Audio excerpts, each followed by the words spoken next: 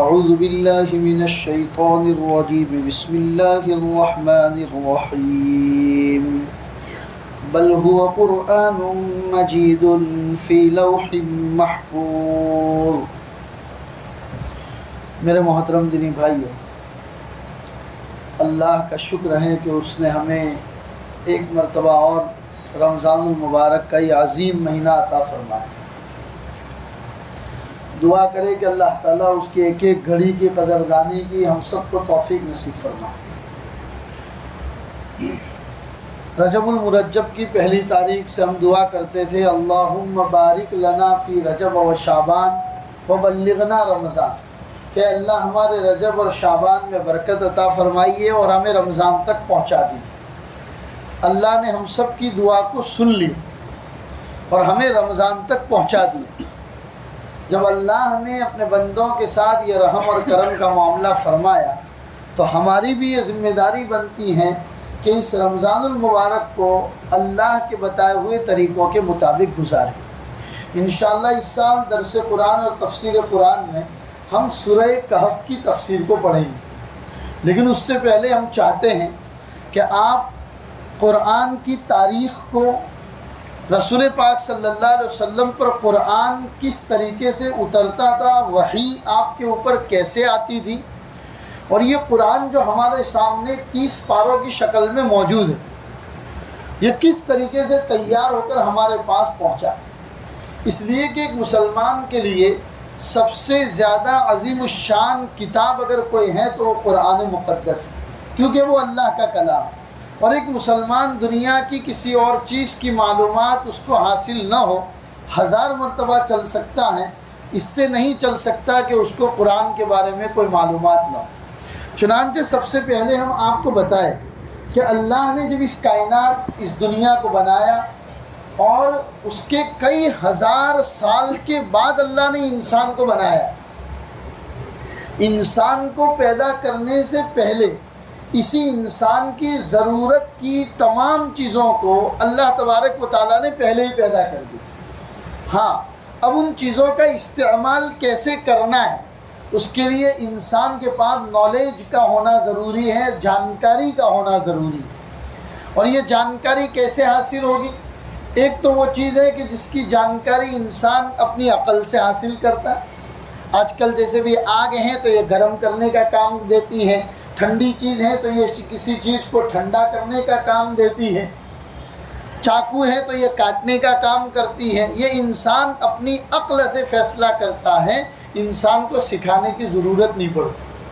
البتہ کچھ چیزیں ایسی ہیں جو انسان کو معلوم نہیں ہے، اللہ تبارک و تعالیٰ نے اس کو سکھایا۔ چنانچہ حضرت آدم علیہ السلام کو جب پہلی مرتبہ پیدا کیا اللہ نے، آپ نے کل کی تراویح میں پہلے پارے میں پڑھا وہ پورا واقعہ۔ اللہ نے حضرت آدم علیہ السلام کو پیدا کرنے کے بعد فرشتے وہاں پر تھے، فرشتوں نے دلیل بھی کی تھی کہ آپ انسان کو کیوں پیدا کرتے ہیں، یہ انسان تو دنیا میں آ کر لڑائی جھگڑا کرے گا۔ اللہ تبارک و تعالیٰ نے اتنا کہہ کر خاموش کر دیا کہ جو میں جانتا ہوں وہ تم نہیں جانتے، اس لیے کوئی آرگیومنٹ اور دلیل کرنے کی ضرورت نہیں ہے۔ اللہ تبارک و تعالیٰ نے دنیا کی کئی چیزوں کے نقشے فرشتوں کے سامنے رکھے اور ان فرشتوں کو اس کے نام بتائے کہ یہ کتاب ہے، یہ قلم ہے، یہ آسمان ہے، یہ زمین ہے، یہ پانی ہے، یہ برف ہے۔ بہت ساری چیزیں اللہ نے فرشتوں کے سامنے رکھی اور ان کے نام بتائے، پھر وہ چیزیں غائب کر دی۔ دوسری مرتبہ اللہ وہ چیزیں لے آئے اور فرشتوں کو ان کا نام پوچھا تو فرشتوں کو نام معلوم نہیں، حالانکہ ابھی بتایا۔ تھوڑی دیر کے بعد اللہ نے یہ پوری روٹین حضرت آدم علیہ السلام کے ساتھ کی، تمام چیزوں کے نام حضرت آدم کو بتائے، پھر وہ چیزیں غائب کر دی۔ دوبارہ حضرت آدم کے سامنے آئی تو حضرت آدم نے فٹافٹ ان چیزوں کے نام بتانا شروع کر دی۔ اللہ تبارک و تعالیٰ نے چیزوں کے نام سکھائے، پھر ان چیزوں کے استعمال کا طریقہ وحی کے ذریعے اللہ تبارک و تعالیٰ نے اپنے نبیوں کو بتایا۔ نبیوں کا سلسلہ حضرت آدم علیہ السلام سے شروع ہوا اور ہم سب کے نبی پیارے نبی محمد رسول اللہ صلی اللہ علیہ وسلم پر نبیوں کا سلسلہ ختم ہوا۔ آپ آخری نبی تھے، آپ کے اوپر بھی وحی آتی تھی۔ اللہ کے رسول صلی اللہ علیہ وسلم پر وحی کیسے آتی تھی؟ تو اس کے 5 یا 6 طریقے تھے۔ ایک صحابی نے پوچھا تو رسول اکرم صلی اللہ علیہ وسلم نے ان کے طریقے بتائے۔ چنانچہ ایک جگہ پر رسول اکرم صلی اللہ علیہ وسلم نے فرمایا کہ آپ کو پتہ ہے کہ کبھی کبھی میرے اوپر وحی ایسے آتی ہے جیسے کہ گھنٹی کے بجنے کی آواز ہوتی ہے، اور وہ وحی میرے اوپر سب سے زیادہ سخت گزرتی۔ حضرت عائشہ صدیقہ رضی اللہ تعالیٰ عنہ فرماتی ہیں کہ سخت سردی اور ٹھنڈی میں بھی جب اس وحی کا سلسلہ آپ پر شروع ہوتا تھا تو آپ کی پیشانی کے اوپر پسینہ آ جاتا۔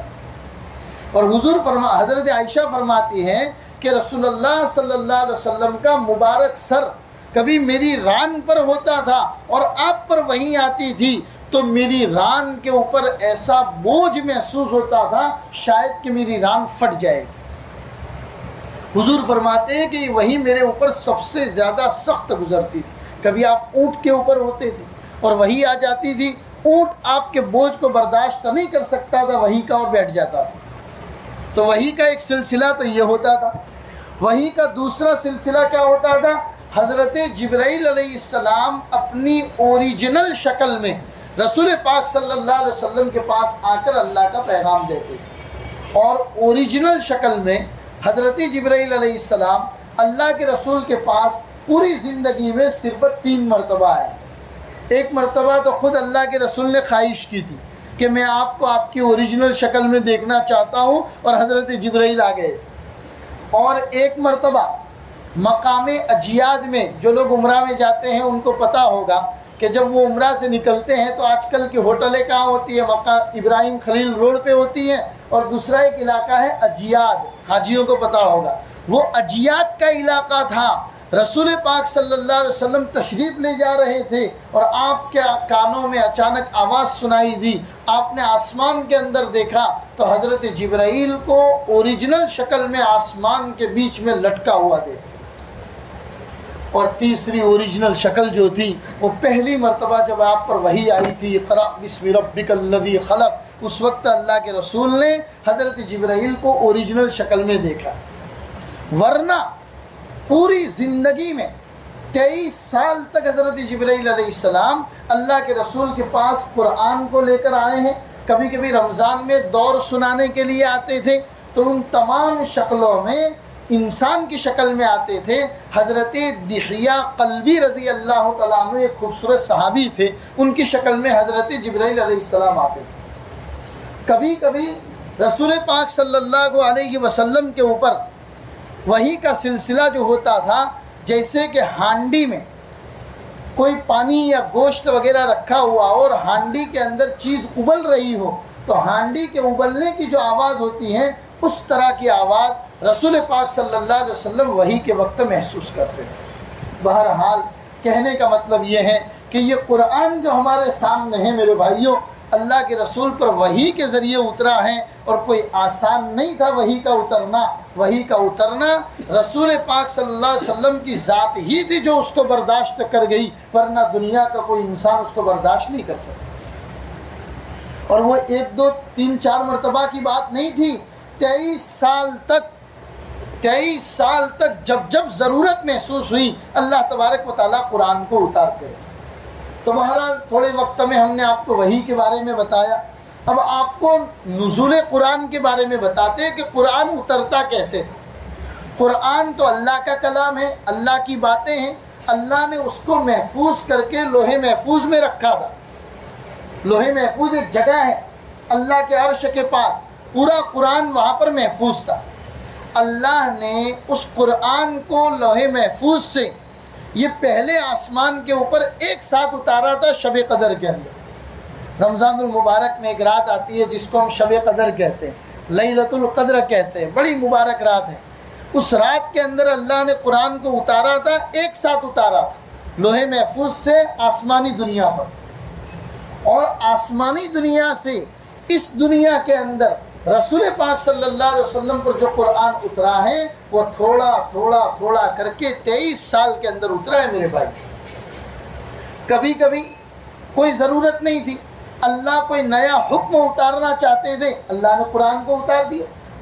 کبھی کبھی کوئی واقعہ پیش آ گیا اور اس واقعے کے بارے میں اللہ کے رسول نے صحابہ کو کہہ دیا مجھے اس کے بارے میں ابھی کچھ پتہ نہیں ہے، اللہ نے مجھے کچھ بتایا نہیں ہے، انتظار کرو، اللہ کی وحی آئے گی جب جا کے میں تمہیں بتاؤں۔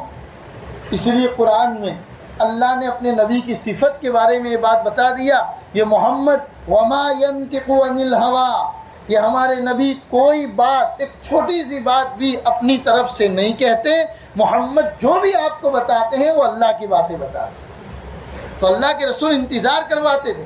چنانچہ ایک صحابی کے بارے میں واقعہ لکھا ہے کہ وہ صحابی جن کو جب وہ مکہ میں رہتے تھے تو مکہ کی ایک عورت تھی جس کا نام تھا غنوی، مرشد بن نبی مرشد غنوی رضی اللہ تعالیٰ عنہ ایک صحابی تھے۔ عناق نام کی ایک غیر مسلم لڑکی سے ان کو پیار ہو گیا۔ پھر بعد میں یہ مدینہ آ گئے ہجرت کر کے۔ مدینہ جب ہجرت کر کے آ گئے تو اس عناق لڑکی نے اپنا پیغام اس صحابی کو بھیجا کہ آپ کے مدینہ جا کے ہم کو بھول گئے، ہم کو کوئی یاد ہی نہیں کرتا۔ یہ مکہ واپس گئے اس کی ملاقات کے لیے۔ اس نے کہا، اس نے اپنی طرف دعوت دی برائی کرنے کی، تو مرشد بن نبی مرشد رضی اللہ تعالیٰ عنہ نے کہا کہ میں اب محمد الرسول اللہ کا سپاہی، میں دین کے اوپر چلنے والا ہوں، تمہارے گناہ کی دعوت کی وجہ سے میں تمہاری طرف نہیں آ سکتا ہوں۔ تو اس نے کہا کہ تم مجھے اپنے ساتھ رکھ لو۔ تو ابو مرشد نے کہا کہ میں مدینہ جاؤں گا، رسول پاک صلی اللہ علیہ وسلم کے بارے سامنے اپنا پورا واقعہ بیان کروں گا، اللہ کے رسول اگر اجازت دیں گے تو میں تمہیں اپنے ساتھ رکھوں گا۔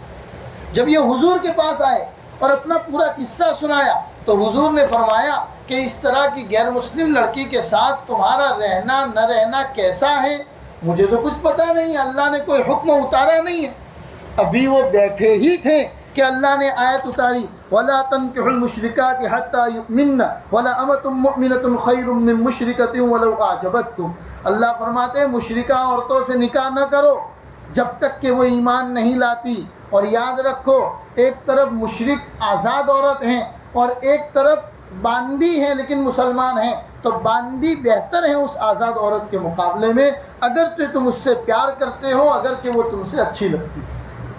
تو یہ آیت اس وقت اتاری۔ تو کہنے کا مطلب یہ ہے کہ قرآن کا جو نزول ہوا ہے، کبھی کبھی کوئی واقعہ پیش آ گیا، جیسے کہ انشاءاللہ ہم لوگ آئندہ کل سے جو سورہ کہف کی تفسیر پڑھیں گے، تو یہ سورہ کہف کی تفسیر کا واقعہ میں پورا آپ کو کل بتاؤں گا، اس کا شان نزول۔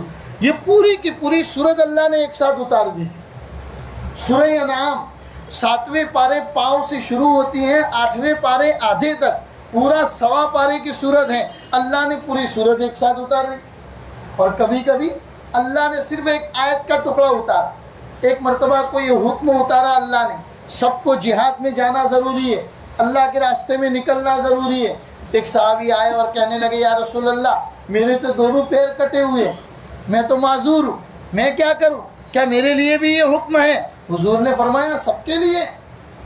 ابھی وہ صحابی چلے ہی تھے کہ اللہ نے اتنی آیت کا ٹکڑا اتارا، غیر اولی الضرر، بس اتنی آیت کا ٹکڑا خالی اترا، غیر اولی الضرر، یعنی جو لوگ حالات میں مبتلا ہیں، تکلیف میں مبتلا ہیں، معذور ہیں، ان کو جانے کی ضرورت نہیں، غیر اولی الضرر۔ کبھی کبھی اتنا اترا، کبھی کبھی پورے کی پوری صورت اللہ تبارک و تعالیٰ نے اتاری۔ تو ہر آیت کے پیچھے کبھی نہ کبھی کوئی شان نزول ہوتا ہے کہ اللہ نے اس آیت کو کیوں اتارا۔ جیسا کہ آپ سورہ کہف کے بارے میں پڑھیں گے، کہف ایک گھار کو بولتے ہیں، ایک گفا کو بولتے ہیں۔ اس گفا کے اندر کچھ نوجوان چھپے تھے، ان کا ایک واقعہ تھا جو حضرت عیسیٰ علیہ السلام سے بھی ہزاروں سال پہلے کا واقعہ تھا، اللہ کے رسول کے زمانے کا واقعہ نہیں تھا۔ مشرکین مکہ نے آ کر پوچھا کہ وہ کون لوگ تھے، اللہ کے رسول کو تو کچھ پتہ نہیں تھا، اللہ نے وحی کے ذریعے اپنے نبی کو واقعہ بتایا، جو ہم انشاءاللہ آپ کو آئندہ کل بتائیں گے۔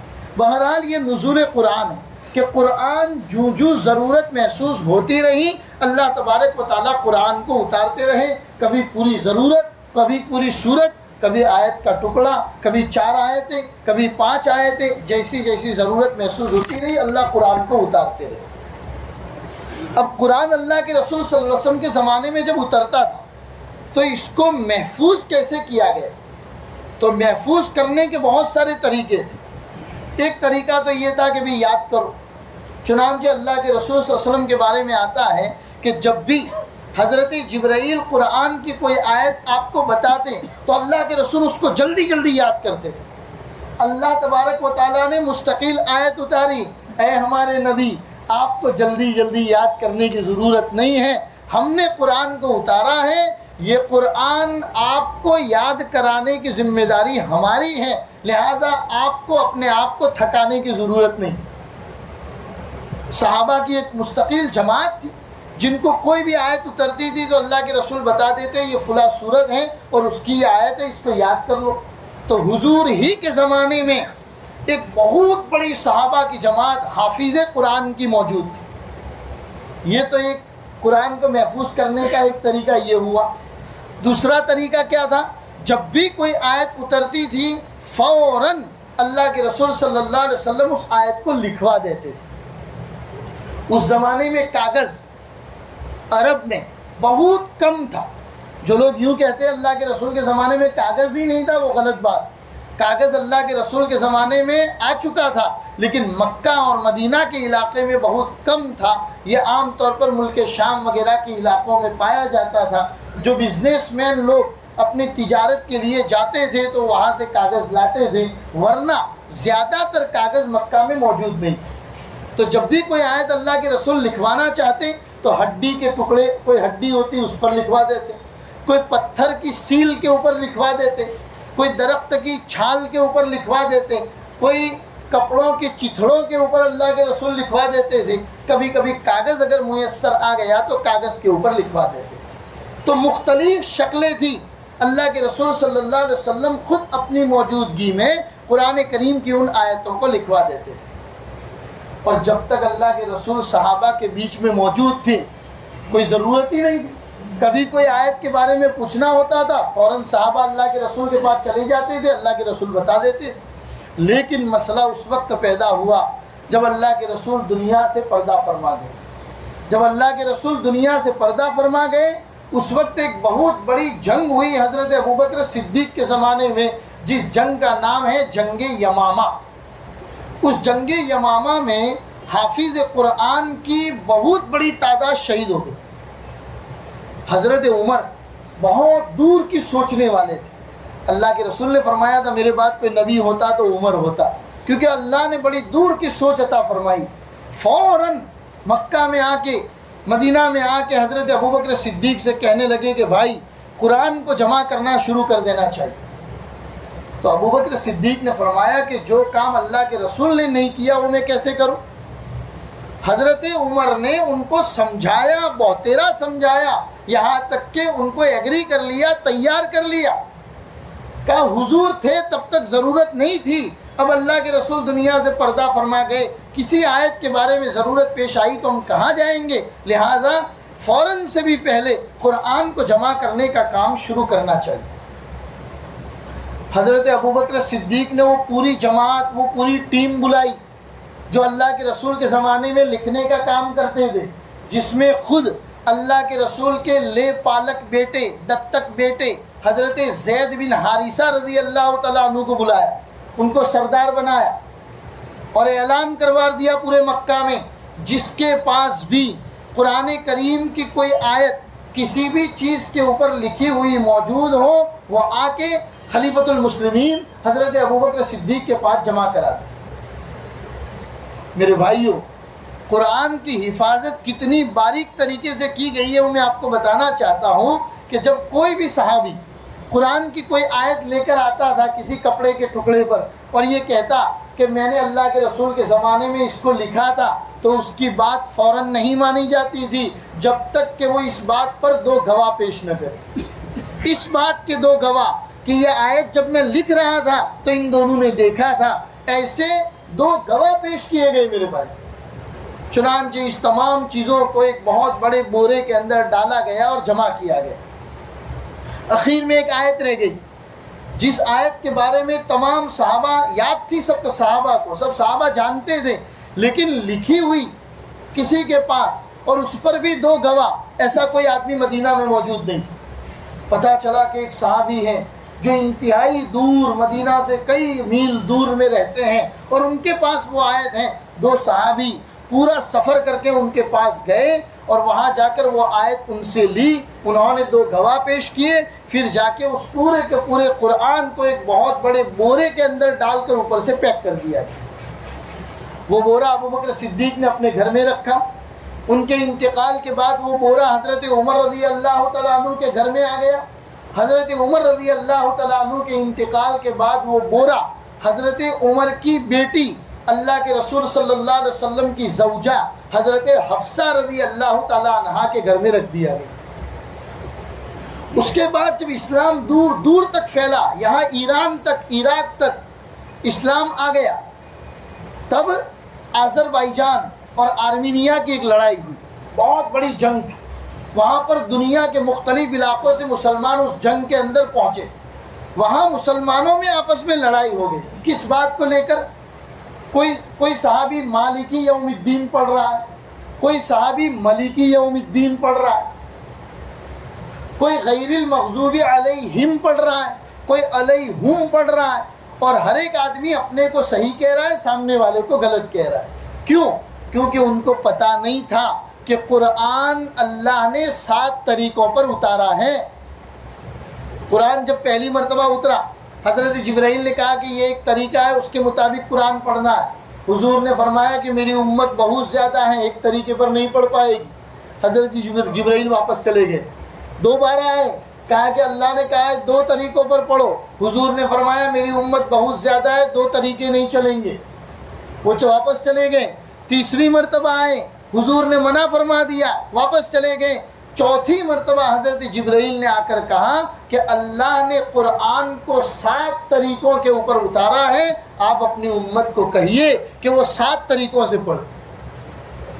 اس لیے آپ دیکھیں، ہم ہندوستانی لوگ ہیں، ہندوستانی، پاکستانی، بنگلہ دیشی، ایشین ممالک کے کچھ لوگ، وہ لوگ، ہم لوگ مالکی یوم الدین پڑھتے ہیں. آپ عرب میں جائیں گے، وہاں ملکی یوم الدین آپ کو پڑھنے کو ملے گا. بہرحال یہ ایک الگ سبجیکٹ ہے، یہ الگ موضوع ہے. آپ کو صرف بتانا اتنا ہے کہ اللہ نے قرآن کو 7 طریقوں پر اتارا. اب یہ 7 طریقے سب کو پتہ نہیں تھے، تو یہ آذربائیجان اور آرمینیا کے اندر لوگ آپس میں لڑنے لگے. فوراً حضرت معاذ بن جبل رضی اللہ تعالیٰ عنہ اور حضرت حذیفہ بن الیمان یہ وہاں سے مدینہ آئے. اس وقت مدینہ کے خلیفہ حضرت عثمان غنی رضی اللہ تعالیٰ عنہ تھے. ان کو تیار کیا کہ قرآن کو کسی ایک طریقے کے اوپر لکھ کر تیار کیا جائے، 30 پاروں کی شکل کے اندر قرآن کو تیار کیا جائے. حضرت عثمان غنی نے وہ بورا منگوایا اور اس بورے کو سامنے رکھ کر 40 صحابہ کی ایک جماعت بنائی، اور ان 40 صحابہ کی جماعت کے ساتھ قرآن کو کاغذ کے اوپر لکھنا شروع کیا. اور جب وہ قرآن 30 پاروں کی شکل میں تیار ہو گیا تو حضرت عثمان غنی نے اس کی 7 کاپیاں بنوائی. ایک مکہ بھیجی، ایک مدینہ بھیجی، ایک کوفہ بھیجی، ایک بصرہ بھیجی، ایک ملک شام بھیجی، اور ایک پرسنل انہوں نے اپنے پاس رکھی. انہوں نے جو قرآن اپنے پاس رکھا تھا وہ آج بھی ترکی کے عجائب گھر یعنی کہ میوزیم کے اندر موجود ہے.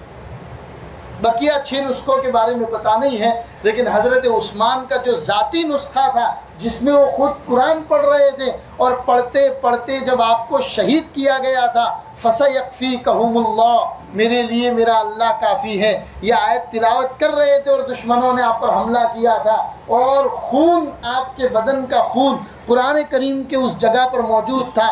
آج بھی ترکی کے میوزیم کے اندر وہ محفوظ ہے.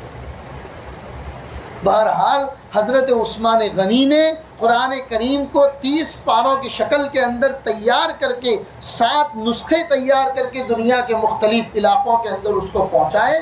وہی قرآن نقل در نقل ہوتا ہوا آج ہمارے سامنے 30 پاروں کی شکل میں موجود. ہم تو قرآن اٹھا لیا، رمضان المبارک کے اندر پڑھ لیا. میرے بھائیو، اسی لیے میں نے آپ کو یہ تاریخ بتائی کہ کتنے حالات سے گزرنے کے بعد یہ قرآن ہم تک پہنچا ہے. مدینہ آنے کے بعد ہر صحابی اپنی زندگی کا مقصد صرف قرآن سیکھنا بنا لیتا ہے. یہاں تک کہ مدینہ کی بعض عورتوں نے کسی صحابی سے نکاح اس بات پر کیا تھا کہ آپ کو ہمیں کوئی مہر دینے کی ضرورت نہیں ہے، مہر کے بدلے میں آپ ہمیں قرآن سکھا دیجیے. قرآن سیکھنے کو انہوں نے مہر بنا دیا. یعنی اتنی تکلیفوں، مشقتوں اور حالات سے گزرنے کے بعد یہ 30 پاروں کا قرآن ہمارے سامنے موجود. دنیا میں مختلف حالات آئے. انگریزوں کے زمانے میں بھی تقریباً 3.5 لاکھ قرآن کریم کے نسخے صرف ہندوستان میں جلا دیے. 70 سالہ کمیونسٹ کی حکومت جو رشیا کے اندر رہی تھی، رشیا کے اندر قرآن کریم کا ایک نسخہ کہیں پر ڈھونڈنے کے اندر نہیں ملتا تھا. پوری دنیا میں مختلف حالات مسلمانوں پر آئے ہیں. قرآن کو ختم کرنے کی انہوں نے کوششیں کی ہیں، لیکن جس کو خدا حفاظت کرتا ہے اس کو دنیا کی کوئی طاقت مٹا نہیں سکتی. 14ویں پارے میں اللہ نے صاف فرما دیا، اِنَّا نَحْنُ نَزَّلْنَا، ہم نے اس قرآن کو اتارا ہے اور ہم ہی اس کی حفاظت کریں. یہ بات الگ ہے. اس کی حفاظت کے لیے اللہ ہمیں قبول کر لے کہ ہماری سعادت ہے، ورنہ اللہ تو اپنی کتاب کی حفاظت کرنا جانتے ہیں. میرے بھائیوں، لہٰذا جب بھی اب قرآن کو پڑھے تو قرآن کی اس تاریخ کو اپنے ذہن میں، اپنے دماغ کے اندر رکھے کہ کتنے حالات سے گزرنے کے بعد یہ قرآن ہم تک پہنچا ہے. ہماری ذمہ داری ہے کہ اس قرآن کی ہم حفاظت کریں. قرآن کی حفاظت کیا ہے میرے بھائیوں؟ 2 منٹ کے اندر اپنی بات کو ختم کرتا ہوں. قرآن کی حفاظت سب سے پہلی تو یہ ہے، ہمارے یہاں جتنے قرآن ہیں گھروں کے اندر ہیں، کور کے اندر، جزدان کے اندر قرآن ہونا چاہیے. ہمارا یہاں پر بھی کوئی ساتھی تیار ہو جائے الحمدللہ ثواب کی نیت سے کہ دار ارقم میں جتنے قرآن ہیں، قرآن کے اوپر یہاں پر جزدان چڑھا دیے جائے. یہ قرآن کی سب سے پہلی حفاظت. قرآن کی دوسری حفاظت یہ ہے کہ خود اس کو پڑھے، سیکھے، محفوظ کریں، اپنی اولادوں کو حافظ قرآن بنائیں، اپنی اولادوں کو قرآن کو جاننے والا بنائیں. اور اسی طریقے سے قرآن کی حفاظت، قرآن کی صرف الفاظ کی حفاظت نہیں کرنی، قرآن کے معنی، مطلب، مفہوم، میننگ، اس کی بھی حفاظت کرنی ہے. اور اس کے لیے ضروری ہے کہ اس طرح کی تفسیروں کی مجلسوں میں بیٹھ کر قرآن کے معنی، مفہوم اور میننگ کو سمجھے، تاکہ قرآن کی معنی کے اعتبار سے بھی حفاظت ہو جائے. اللہ کہنے سننے سے زیادہ ہم سب کو عمل کی توفیق عطا فرمائے. اللہ قرآن کی حفاظت کے اندر ہم سب کا حصہ لگائے، تاکہ اگر ہم قرآن کی حفاظت کریں گے میرے بھائیوں، ہم ہی نہیں، ہماری اولادیں اور ہماری نسلوں کی اللہ حفاظت کرے. اللہ عمل کی توفیق عطا فرمائے. وصلی اللہ علی النبی الکریم وعلی آلہ واصحابہ اجمعین برحمتک یا ارحم الراحمین.